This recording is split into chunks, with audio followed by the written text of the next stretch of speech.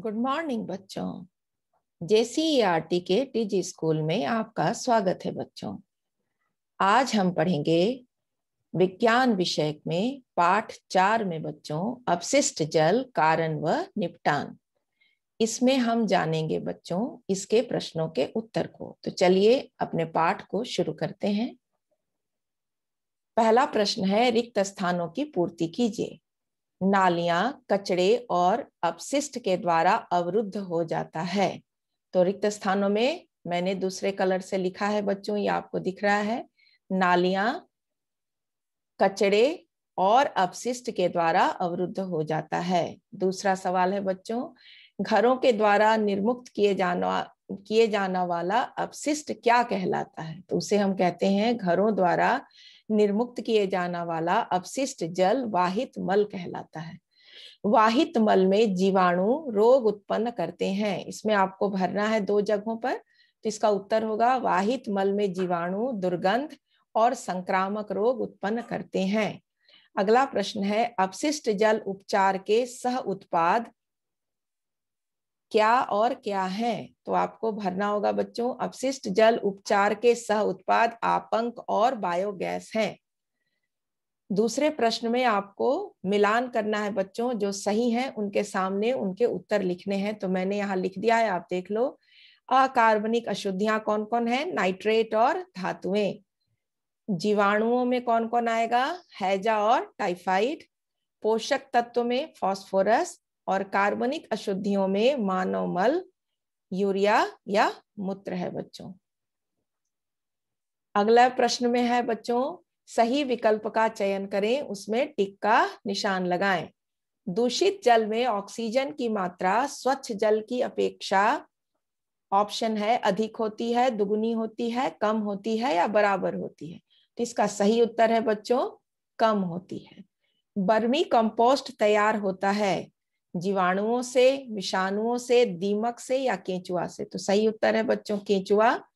जैव अनिम्नीकरण कचरा का उदाहरण क्या है? फलों के छिलके, मलमूत्र, पौधों के अवशेष या पॉलीथीन की थैलियां? तो पॉलीथीन की थैलियां है बच्चों, क्योंकि आसानी से डिकम्पोज नहीं होता है। अगला प्रश्न है, दूषित जल जनित रोग कौन से हैं? रेबीज, डेंगू, रक्ताल्पता या हैजा? तो ये सभी जो है बच्चों बाकी अन्य रोग हैं, लेकिन दूषित जल से होने वाला रोग हैजा है। निम्न में कौन सा दूषित जल उपचार के उत्पाद है? बायोगैस, स्लज या कीचड़, बायोगैस एवं स्लज और जलवाहक? तो उत्तर है बच्चों स्लज या कीचड़। अगला प्रश्न है बच्चों, जल जनित किन्हीं 2 रोगों के नाम लिखें। तो पहला है बच्चों हैजा और दूसरा है टाइफाइड। तो यहाँ पर आप देख रहे हो, ये हैजा के आपको जीवाणु दिख रहे हैं, है ना? और ये टाइफाइड के जीवाणु है बच्चों। इसमें इस तरीके से सिम्टम्स में ये लक्षण दिखाई देते हैं। इन दोनों ही रोगों में, ये दोनों ही जल जनित रोग हैं। अगर हम गंदा जल पीते हैं, कहीं से भी गंदा पानी हमने पी लिया या भोजन के साथ वो दूषित जल अगर हमने ले लिया, तो ये हमें ये जीवाणु जो है हमारे शरीर में प्रवेश करके और हैजा या टाइफाइड रोग कर सकते हैं। हैजा में आपको लूज मोशंस होने लगते हैं बच्चों, उल्टी और दस्त होने लगता है। और टाइफाइड में आपको बहुत ज्यादा तेज बुखार होता है। दोनों ही जीवाणु जो हैं वो आपको छड़नुमा बैक्टीरिया के कारण ही होते हैं। अगला प्रश्न है बच्चों, दूषित जल क्या है? यह कहां कहां पाया जाता है? तो दूषित जल जो है यह कहां कहां से निकलता है, इसके बारे में हमें जानना है। तो किसी बाह्य कारक द्वारा जल के प्राकृतिक गुणों में हानिकारक परिवर्तन आता है, तो इस जल को हम दूषित जल कहते हैं। यह उद्योगों से, होटल से, अस्पतालों, घर, स्कूल इत्यादि जगहों से निकलती है। तो जब भी ये पानी, गंदा पानी निकलेगा, तो ये गंदा पानी जो है चारों ओर गंदगी का आवरण लाएगा अपने साथ, और ये गंदगी के कारण कई बीमारियां हो सकती हैं। जैव निम्नीकृत कचरे के 3 उदाहरण बताइए। तो आपको 3 उदाहरणों में जैसा है, पहला बच्चों घरेलू वाहित मलजल, जो घरों से जो गंदा मल के साथ वाला जो जल बाहर आता है वो आपका है। जितने तरह के हम पेपर, वुड या कचड़े जो हम फेंकते हैं, चाहे वो सॉलिड हो या लिक्विड वेस्ट हो, तो ये सभी जो है जैव निम्नीकृत कचरे के उदाहरण है बच्चों। अगला प्रश्न है, खुली नालियों के जाम होने का मुख्य कारण क्या है? खुली नालियों के जाम होने का मुख्य कारण ठोस कचरा है बच्चों। इसमें आपको कभी कभी नालियों में पॉलीथीन बैग्स फंस जाते हैं या कपड़े के हिस्से टुकड़े फंस जाते हैं, तो उससे नालियां जाम हो जाती हैं और कचरा बाहर नहीं निकल पाता। इस तरीके से नालियों के जाम होने से लीकेज होगा, गंदगी हो जाएगी बच्चों। तो ये आपको उसके कारण होता है। इस तरीके से आपको वेस्ट फंस जाने से ये पाइपलाइन जाम हो जाता है बच्चों। अगला प्रश्न है, शहरों के नगर निगम का कार्य बंद हो जाने पर क्या होगा? अगर शहरों में जो नगर निगम है, यानी जो स्वच्छता का कार्य होता है, सफाई का जो कार्य होता है, ये अगर बंद हो जाए तो क्या हो जाएगा? तो नगर निगम यदि कार्य बंद कर देगा बच्चों, तो शहरों में गंदगी का अंबार लग जाएगा, तरह तरह की संक्रामक बीमारियां फैलेंगी और सामुदायिक स्वास्थ्य जो है वो खतरे में पड़ जाएगा। इस तरह से कचरे का ढेर आपको चारों ओर रहेगा, क्योंकि नगर निगम इन कचरों को उठाकर ऐसे जगहों पर फेंकता है या दबाता है जहां पर कोई आबादी नहीं होती है। लेकिन अगर खुली आबादी में इस तरह से गंदगी पड़ी होगी बच्चों, घरों के आसपास पड़ी होगी, तो इसमें मक्खियां लगेंगे, मच्छर उत्पन्न होंगे, कई प्रकार के जीवाणु और विषाणु उत्पन्न होंगे और इससे हम सभी कई संक्रामक रोगों से दूषित हो जाएंगे। अशुद्ध जल को साफ करने वाले 3 पदार्थों के नाम लिखें। तो पहला है बच्चों फिटकिरी। ये फिटकिरी है। अगर हम कोई भी पानी जो पीते हैं, अगर पानी को हम साफ करने के लिए हमारे पास कोई फिल्टर नहीं है, तो हम पानी में फिटकिरी के टुकड़े को यदि उसमें चला दें थोड़ी देर और बाद में देखेंगे तो पानी के अंदर की गंदगी बच्चों नीचे बैठ जाती है। उसको हम छान के साफ स्वच्छ पानी को पी सकते हैं। दूसरा है बच्चों क्लोरीन की टिकिया। यदि हम उसको गंदे पानी में डालते हैं या जहाँ कुआं है आपका जिससे पानी ले रहे हो उसमें भी यदि हम डाल देते हैं, तो ये सिर्फ जो छोटे छोटे कीटाणु या जीवाणु हैं वो नष्ट हो जाते हैं और वो पानी पीने योग्य हो जाता है। हम फिल्टर करके भी पानी को पी सकते हैं और हम पानी को उबाल करके, गर्म करके भी पानी को ठंडा करके पी सकते हैं। तो इससे हम जो है शुद्ध जल हमें मिलेगा और अशुद्ध जल को हम साफ कर पाएंगे बच्चों। अगला प्रश्न है, वर्षा के दिनों में आप पेयजल कहाँ से प्राप्त करते हैं और उसे कैसे कैसे शुद्ध करते हैं? तो वर्षा के दिनों में हम पानी कई जगहों से लेते हैं। कुआं से लेते हैं, चापानल से लेते हैं, नदियों से भी पानी हमारा आता है चापानल के रास्ते से, या कुछ लोग वहां से उठाकर ढोकर भी लाते हैं। और जो हमारा जो सप्लाई वाटर आता है बच्चों, वो भी वर्षा के दिनों में उससे भी पानी, सप्लाई वाटर से भी हम लोग पानी भरते हैं। तो किसी भी विधि से यदि हम पानी भर रहे हैं, चाहे कुएं से, चाहे चापानल से या नगरीय वाटर सप्लाई से, तो शुद्ध करने के लिए हमें फिल्टर की जरूरत होगी या उबाल कर छान कर हमको पीना होगा।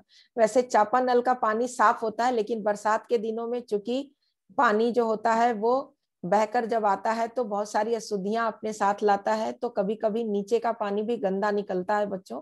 तो हमें उसे साफ करके, फिल्टर करके या उबाल कर या छान कर पीना चाहिए। जल के दूषित होने में कौन कौन से कारक जिम्मेवार हैं बच्चों? तो पहला है घरेलू मल जल। जो घर से आपको सीवेज से वेस्ट मल जो निकल रहा है वो भी आपके गंदगी के कारण, वो पानी अगर किसी कारण से आ रहा है तो वो आपका जल दूषित हो जाएगा। जो औद्योगिक अपशिष्ट है बच्चों, वो यदि डायरेक्ट आपको पानियों में मिला दिया जा रहा है तो भी आपका पानी अशुद्ध हो जाएगा, वो पीने योग्य नहीं होगा, जहरीला हो जाएगा। यदि हम कीटनाशक या रासायनिक उर्वरकों का बहुत उपयोग कर रहे हैं और उसको बहा दे रहे हैं नदियों में, तालाबों में, तो वो पानी भी पीने योग्य नहीं हो जाता, वो भी संदूषित हो जाता है बच्चों। तो इस तरीके से दूषित जल के जिम्मेवार कारक इनमें से कोई भी हो सकता है। आप अपने घर तथा विद्यालय से निकलने वाले वाहित जल का निपटान या उपयोग किस तरह से करेंगे? तो आपका विद्यालय हो या घर हो बच्चों, हमें एक सॉकपिट बनाना जरूरी है भूमिगत वाटर लेवल रिचार्ज करने के लिए। अगर हम घर या विद्यालय से वाहित मल का उपयोग अगर भूमिगत वाटर लेवल बनाकर करते हैं, इस तरह से सॉकपिट बनाकर करते हैं, तो उसका उपयोग हम घर में कई कामों में कर सकते हैं। किचन गार्डन में कर सकते हैं, अपने घरों में जो आप मछली पालन किए हैं वहां रख सकते हैं, गाड़ियां धोने में उपयोग में ला सकते हैं, विद्यालय में बगानों को पटाने, गार्डन को पटाने में उपयोग में ला सकते हैं, विद्यालय की साफ सफाई में या घरों के साफ सफाई में उपयोग में ला सकते हैं। इस तरह कई कामों में इनका उपयोग हम कर सकते हैं। जब हम इन्हें अंदर की ओर स्टोर करेंगे तो हमारा भौम जल स्तर भी बढ़ेगा और हमारा जो पानी की किल्लत है वो नहीं होगी। प्लास्टिक का उपयोग आज हर जगह खाद्य सामग्री कच्चा या पक्का रखने में किया जाता है। उपयोग के बाद इसका सही निपटान कैसे कर सकते हैं? तो प्लास्टिक जो है बच्चों, उसका उपयोग हम लोग हर जगह आजकल लाने ले जाने में करते हैं। कच्ची सामग्री लाना हो, खाना पका हुआ भी, फूड पैकिंग भी इसी तरीके प्लास्टिक के बैग्स में कर दे रहे हैं। लेकिन ये बहुत ही गलत है, क्योंकि प्लास्टिक जो है वो अच्छा नहीं होता हमारे हेल्थ के लिए। कभी कभी ये कैंसर का कारक भी बनता है। तो प्लास्टिक के उपयोग पर प्रतिबंध लगाना चाहिए। दूसरा, प्लास्टिक का पुनः चक्रण होना चाहिए, बार बार इसका उपयोग ना हो, रिसाइकल करें। जहां तक हो सके बच्चों, हम जूट के बैग का उपयोग करें। जूट के बैग का यदि हम उपयोग करेंगे तो हम अच्छा होगा, हमको प्लास्टिक नहीं मांगना पड़ेगा किसी से। इसी तरीके से कपड़े का बैग भी हम उपयोग कर सकते हैं। और जो भी बैग हम उपयोग करें उसे रीयूज करें, रिड्यूस करें यूज को, और रिसाइकल करें। तो हम बहुत हद तक अपने पर्यावरण को भी बचा सकते हैं और प्लास्टिक के उपयोग से भी बच सकते हैं।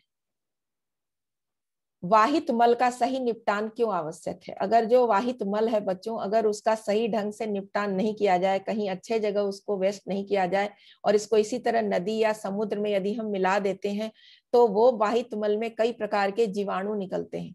ये जीवाणु उन पानियों को भी अशुद्ध कर देते हैं, और ये पानी यदि फिर से हमें पीने के लिए भेजा जाता है, साफ करके ही भेजा जाए, पर उसमें जीवाणु के अंश रह जाते हैं जो बहुत ही नुकसानदायक है, कई बीमारियों को जन्म देते हैं।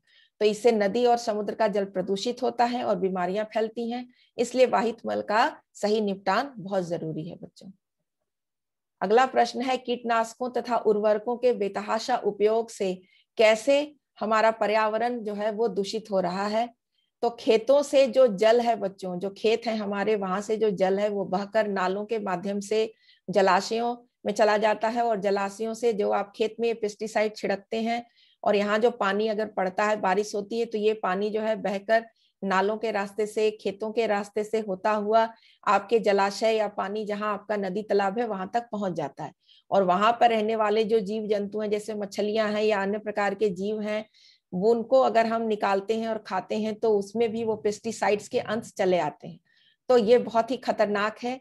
इससे हमें कई प्रकार की बीमारियां हो सकती हैं, और हम कभी कभी अगर इनका घातक उपयोग हम लगातार करें तो हम मर भी सकते हैं, हमारी मृत्यु भी हो सकती है। तो आजकल जितने भी तरह के विभिन्न रोग हो रहे हैं, स्किन डिजीज, कैंसर, ये सबका कारण है उर्वरकों का बेतहाशा उपयोग बच्चों। तो इस पर रोक लगना बहुत जरूरी है, या इसको सोच समझकर किसानों को उपयोग में लाना चाहिए, जितना जरूरी हो उतना ही छिड़काव करना चाहिए। अगला प्रश्न है, जैविक खाद किस तरह रासायनिक खाद से बेहतर होता है? तो जो जैविक खाद होता है बच्चों, जो हम पौधों से या केचुए की मदद से जो बनाते हैं अपने घर में, कंपोस्ट, वर्मी कंपोस्ट या कंपोस्ट खाद जो बनाते हैं, वो बहुत ही लाभदायक होता है। उसमें जो जीवाणु पाए जाते हैं वो बहुत ही लाभदायक होते हैं मिट्टी के लिए। ये बहुत ही अच्छा खाद के रूप में होता है, इसमें कोई पेस्टिसाइड्स नहीं होता, इसलिए इसमें बने हुए इनको छिड़कते जब हम मिट्टी में डालते हैं तो इनसे जो पौधे निकलेंगे, उनसे जो फल फूल उत्पन्न होगा वो बहुत ही पौष्टिक होगा, उसको खाकर हम बीमार नहीं बनेंगे। जबकि जब हम जैविक खाद के स्थान पर जब हम रासायनिक खाद डालते हैं, इस तरह के पेस्टिसाइड्स, यूरिया या अन्य चीजों का उपयोग करते हैं ज्यादा, तो उससे क्या होता है, कई बीमारियां उत्पन्न होती हैं। उर्वरक हम जब डाल देते हैं रासायनिक खाद के रूप में, तो वहां की मिट्टी जो होती है उसकी उर्वरकता धीरे धीरे नष्ट होने लगती है, समाप्त होने लगती है, जबकि जैविक खाद से उसकी उर्वरकता हमेशा बेहतर रहती है। इसीलिए हमें जैविक खाद का ही उपयोग करना चाहिए। ये कम लागत में भी बन जाता है और हमारे खेतों के लिए और हमारे स्वास्थ्य के लिए भी बहुत ही अच्छा है। इसलिए इसके उपयोग पर किसानों को जो है वो शिक्षित किया जाना चाहिए, और हमें भी इनका ज्यादा से ज्यादा उपयोग करना चाहिए बच्चों। तो आपको वीडियो कैसा लगा बच्चों? अच्छा लगा तो इसे लाइक और सब्सक्राइब जरूर करेंगे। मिलते हैं बच्चों फिर अगली वीडियो में, आपको फिर से हम